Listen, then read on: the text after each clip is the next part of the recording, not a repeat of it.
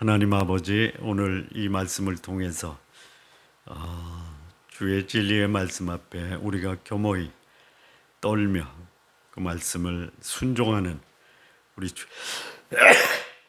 주의 백성들 되게 하옵소서. 예수님의 이름으로 기도합니다. 아멘.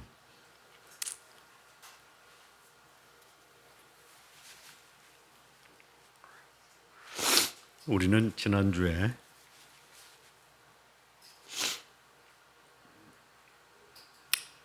불순종하고 우상 숭배하고 그리고 그 삶이 악행을 일삼던 유다 백성들에게 하나님이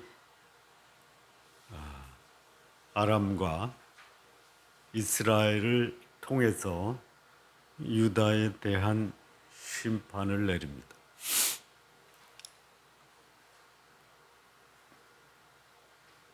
심판이 한 번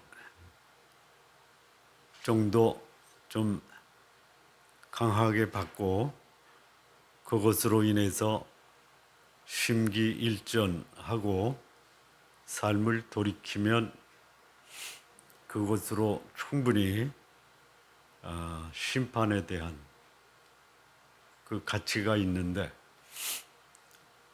심판을 받아도 심판에 대해서 두려운 마음은 있어도 심판이 왜 왔는가에 대해서는 별로 관심이 없을 수가 있어요.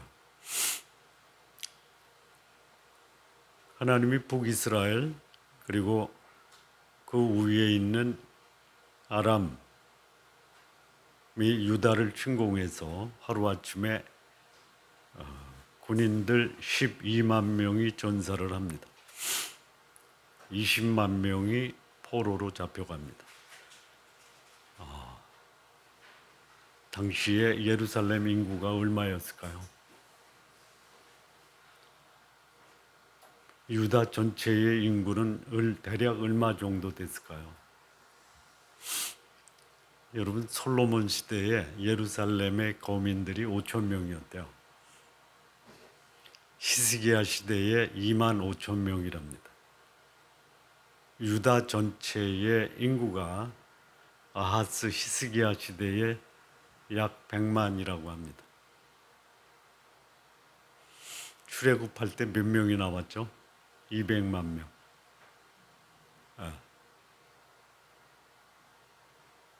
그런데 전사자가 12만 명, 포로자가 20만 명, 100만 명에서 전쟁에 그 피해를 본 전사자와 포로자가 무려 32만 명인가요? 그 3분의 1이 전쟁통에 그 삶의 토전을 잃어버리는 거예요. 그러면 당시의 왕 아하스가 무슨 짓을 했냐면 우상 숭배해서 자기 자식을 그 제물로 바쳐요. 하나님의 백성이 하나님이 아닌 우상에다가 자기의 가장 소중한 이 자식을 제물로 바친다. 하나님이 이런 우상 숭배를 그냥 둘 수가 없어요. 그래서 유다를 휩쓸고 지나가는데 여전히 하나님의 백성은 하나님의 백성입니다. 그래서 하나님이 이 유다를 향해서 심판의 경고를 하시지만 약속을 주십니다. 아람과 이스라엘이 결코 예루살렘을 함락시킬 수 없다. 함락시키지 못한다. 그들이 승리하지 못한다. 아람과 이스라엘이 동맹을 맺었다라는 소식을 듣고 아하스 왕이 두려워합니다. 그런데 하나님은 그런 아하스 왕에게 두려워 말고 낙심하지 말라라고 약속의 말씀을 주십니다. 그런데 그런 상황에서 아하스는 안 믿어요. 아니, 뭐를 약속해야 믿어요? 지금 전사자, 포로자, 그 나라의 3분의 1이 전쟁통에 죽어나가는데 어떤 약속을 하면 그 약속의 말씀을 붙들고 내 삶이 평안하고 안전하고 그리고 내 삶을 돌이켜서 거룩한 삶을 살겠다라고 다짐을 하겠습니까? 어떤 약속을 해야 돼요? 관심이 없어요. 여기 이사야를 통해서 하나님이 뭐라고 말씀하시냐면 너희가 굳게 믿지 아니하면 굳게 서지 못하리라. 안 믿는다라는 거예요. 그래서 약속을 주시고 그 약속을 보장하기 위해서 징조도 보이십니다. 그게 뭐냐면 처녀가 잉태하여 아들을 낳을 거고 그 아들의 이름이 임마누엘이라라고 하는 징조를 사인이에요. 사인. 그러면 그 약속과 징조를 주신 하나님 앞에 하나님이 원하시는 삶 뭐예요? 하나님을 신뢰하고 그 하나님 앞에서 거룩하고 그 하나님과 동행하는 삶을 살아야 되는데 안 살아요. 그리고 어디로 가냐면 아수르로 갔어요. 그 당시에 아수르 왕의 이름은 디글랏 빌레셋인데요. 문헌을 찾아보니까 아수르에서 가장 소위 잔혹한 왕이에요. 잔혹한 왕. 아마 그거를 보고 그 이후에 왕들이 나라를 점령하면 포로를 끌어다가 자기 땅에다가 이주시킨 그런 전례가 이 디글랏 빌레셋이 시작입니다. 그리고 말을 안 들으면요 아주 심한 고문을 해서 소위 말하는 그걸 뭐라 그래요? 악행을 저질러요. 공포 정치를 합니다. 근데 이 아하스가 아람과 이스라엘의 공격에 대해서 하나님의 도움을 구해야 되는데 나는 안 구한다. 징조를 보여주셨는데도 나는 하나님께 구하지 않겠다. 나는 하나님을 시험하지 않겠다. 뭐 하겠다라는 거예요? 내 문제 내가 해결해야겠다. 여러분 자기 문제 스스로 해결할 수 없는데 하나님이 도와주시겠다라고 하는데 나는 하나님께 구하지 않고 나는 하나님을 시험하지. 이게 신앙이 좋은 거예요? 아니면 불신앙의 전형적인 모습이에요? 불신앙이에요. 그래서 오늘 하나님이 자기에게 소위 아람과 이스라엘의 그 침공을 막아줬던 아수르 왕이 이제는 유다를 침공하는 적으로 돌변하게 됩니다. 근데 그 자기를 도와줬던 아수르가 유다를 침공하는 적으로 바뀌었어요. 누가 그렇게 하신 거예요? 여기 17절을 보면요. 여호와께서 그래요. 여호와께서 에브라임이 유다를 떠날 때부터 당해보지 못한 나를 너와 내 백성과 내 아버지 집에 임하게 하시리니 곧 아수르 왕이 오는 날이라. 한때는 군사적 동맹을 맺었는데 군사적 동맹이 끝나고 나니까 이제는 그 공격의 대상이 소위 군사적 동맹을 맺은 나라로 방향을 바꾼다 이거예요. 어제 나를 도와준 사람이 오늘도 도와줄 것이다. 도와줄 수도 있고요. 돌변할 수도 있어요. 이 사람은 믿을 만한 대상이 아니다 이거예요. 그런데 어떤 일이 벌어지냐면 에브라임이 유다를 떠났다. 이게 언제예요? 언제냐면요. BC 939년에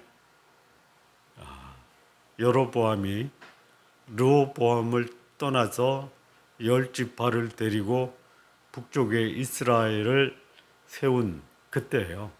에브라임이 유다를 떠날 때부터. 지금 이때는 언제냐면 BC 730년경이에요. 930년경에서 730년이니까 200년 역사 중에 이런 날이 없다 이거예요. 당하여 보지 못한 날이에요. 그동안 유다가 괜찮은 왕도 있었어요. 대체로 북쪽이나 남쪽이나 흘러가는 그 소위 정치 또는 종교 상황이 유사했어요. 하나님의 나라에 하나님의 백성이 거룩하신 하나님이 오히려 더러운 우상으로 전락이 돼버리는. 우상을 숭배한다. 우상이 뭐냐면요. 하나님 도움 없이도 살 수 있다라고 하는 내 의식 세계도 우상이에요.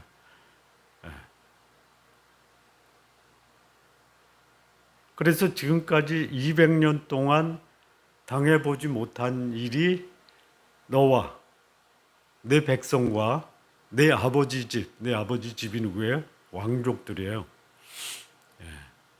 그들에게 임하게 하신다. 누가? 여호와께서. 우리가 어려움을 당하면 하나님께 기도하잖아요. 그런데 우리 어려움이 하나님께로부터 왔다라고 하면 어떤 생각이 드세요?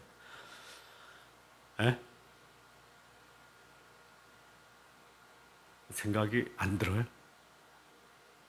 그때 우리가 할 수 있는 기도가 뭐냐? 저는 죄인입니다. 라고 회개해야 돼. 당신의 자비와 공유를 구합니다. 라는 기도를 해야 돼요. 안 해요. 안 해요. 그래서 아수르 왕이 와요. 아수르 왕이. 그리고 여기 본문에 보면은요. 그날에는 18절의 그날에는 20절의 그날에는 21절에도 그날에는 그리고 23절에도 23절 22절인가요?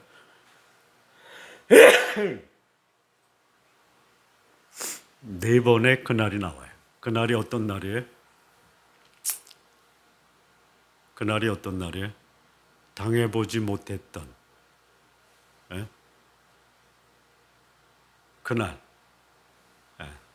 너와 내 백성과 내 아버지 집에 임할 아수르 왕이 오는 날 이게 그날이에요. 여러분 이미 아수르는 그 아람을 멸망시켰어요.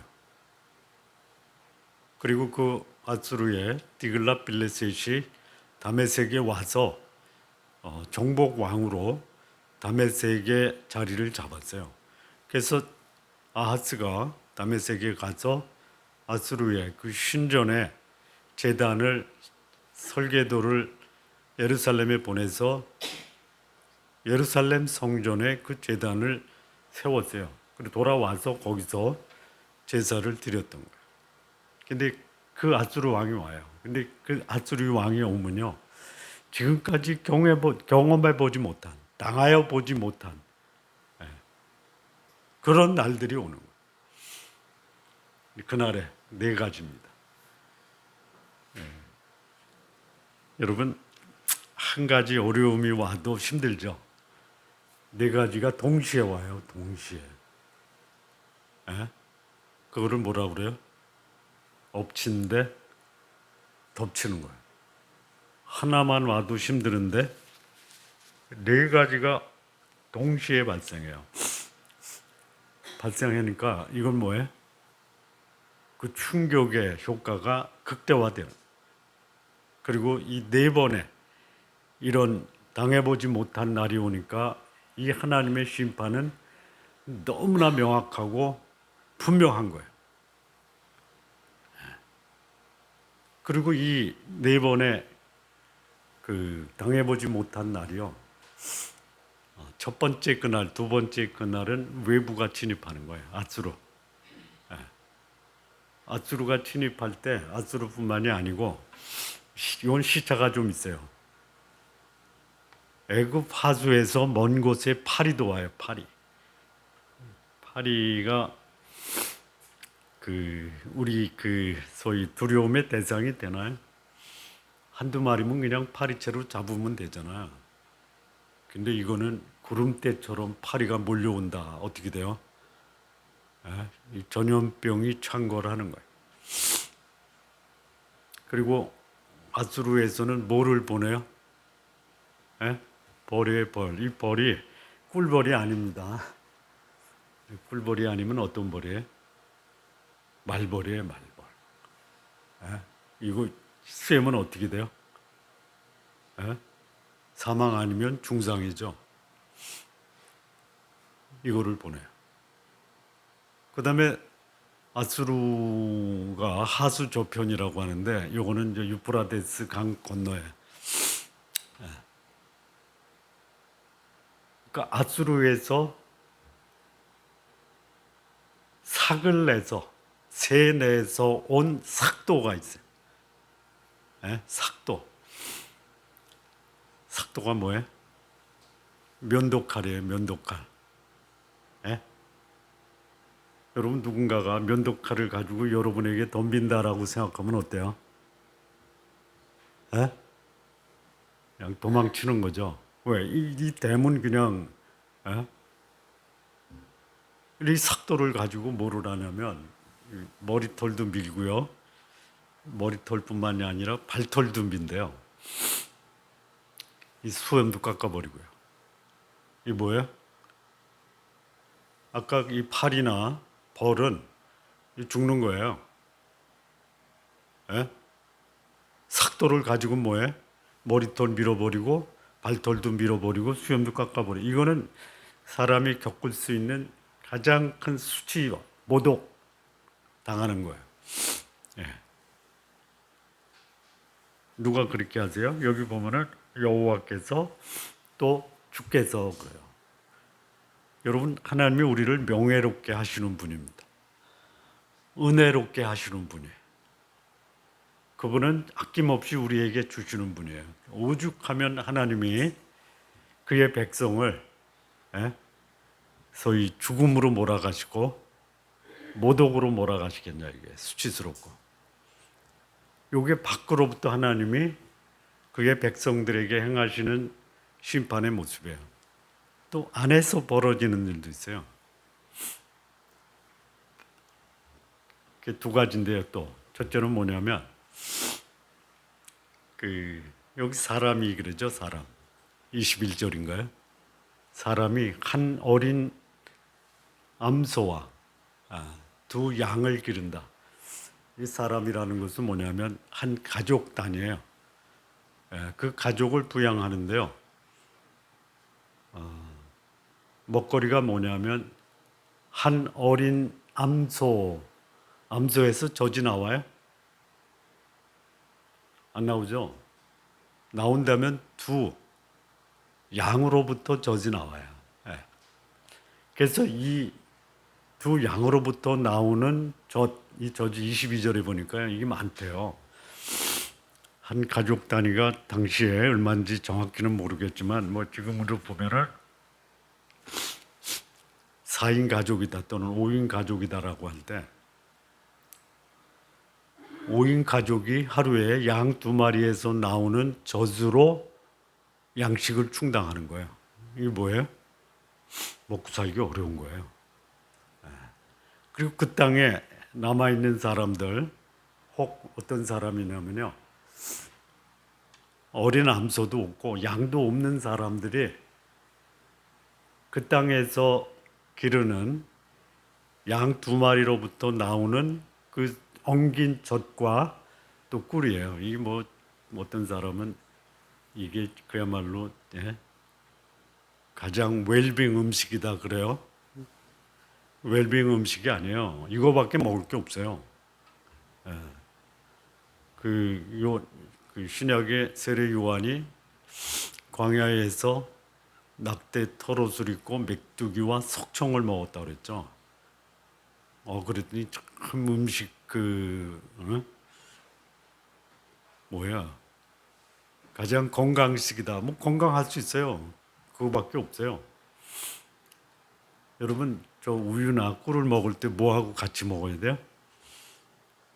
에? 야채예요, 야채. 야채가 없어요. 야채가 없어요.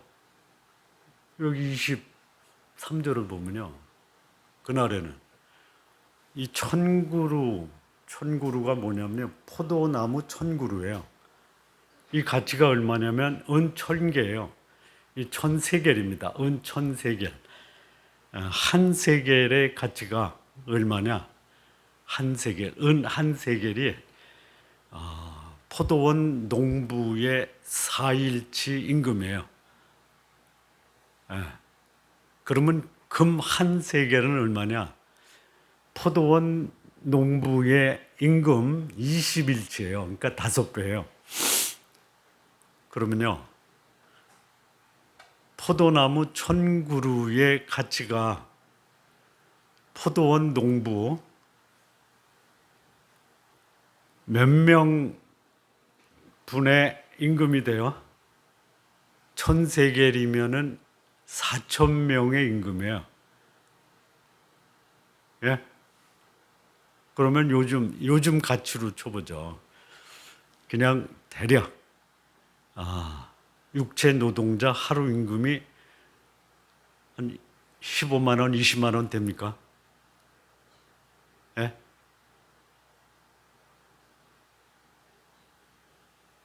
15만이라고 해요. 15만 원.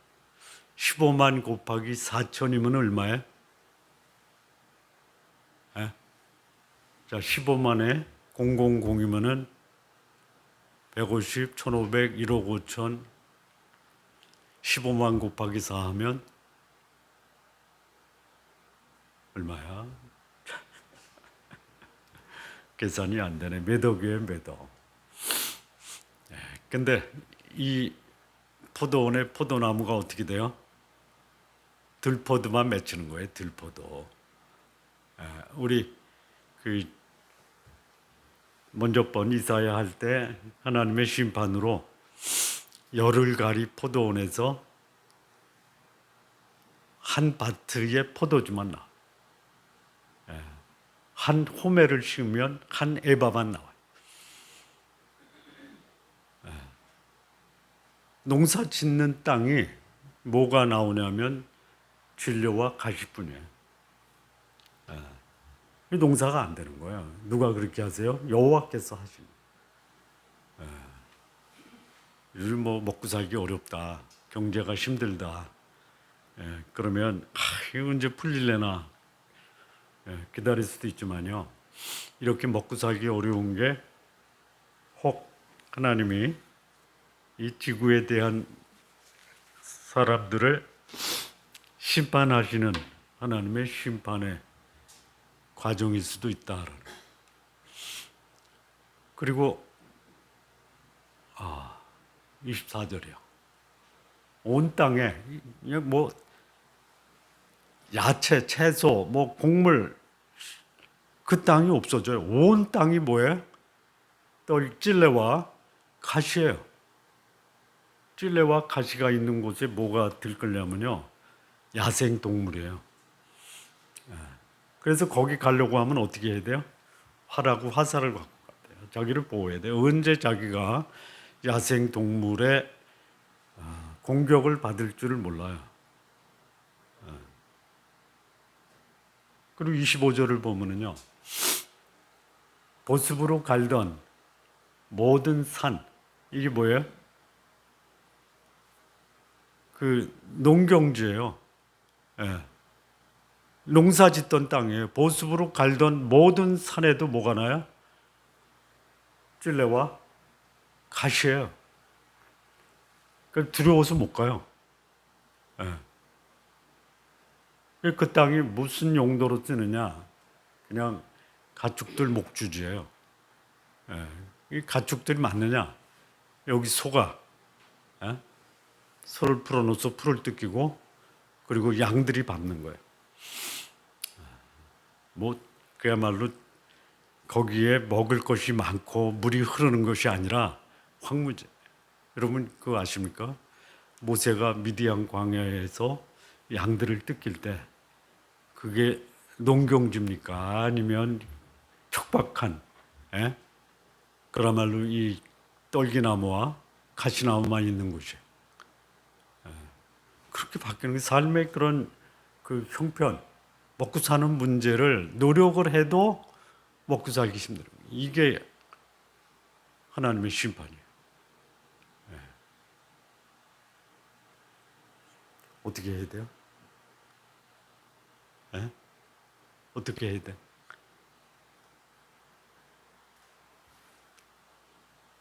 하나밖에 없어요. 그렇게 하나님이 약속을 하고 징조를 보여주고 그리고 그것에 대한 믿음 안 믿어요. 내가 죽으면 죽었지 안 믿어 이러는 사람들이 있어요. 그리고 자기 노력을 해요. 노력으로 그야말로 정직하고 성실하게 해서 뭐 자기 경제적인 필요를 채운다. 이건 복이에요. 이 세상이 하도 악하다 보니까 너만 악하냐 나도 악하겠다. 서로 사람들에게 피해를 주는 일들이 그냥 일상화가 돼버려요.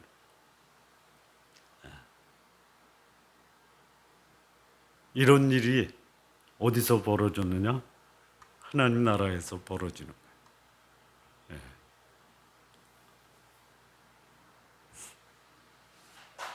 자, 하나님 지금 오늘 우리에게도 동일하게 말씀합니다.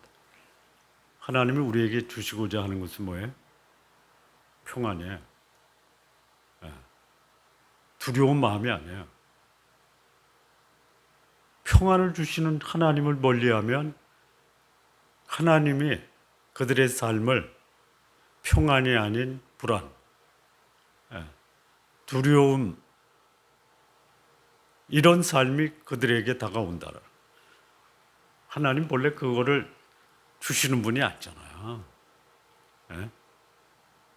우리에게 주시고자 하는 것은 평안과 안전이에요. 근데 하나님을 외면하고 우상숭배, 하나님의 보호를 구하는 것보다 내 스스로 인간적인 방법으로 자기 문제를 해결하려고 시도해요. 결과가 뭐예요? 오히려 나에게 도움을 줄 것이라고 생각한 그 상대가 오히려 나한테 위협이 될 수 있다라는.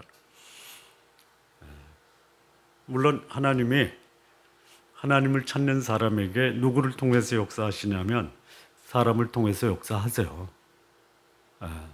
역사하세요. 근데 하나님을 제외하고 사람이 내 문제에 도움이 될 것이다 라고 하면 그 사람이 오히려 나한테 해가 될 수도 있다라는 거예요. 하나님이 오늘 우리에게 기대하시는 삶은 그 전능하신 하나님, 우리를 우리보다 더 잘하시는 하나님, 우리의 필요를 채우시는 하나님을 신뢰하고 그분의 도움을 구하는 삶을 하나님이 오늘 우리에게 기대하신다라는 거예요. 우리 성도님들, 전능하신 하나님,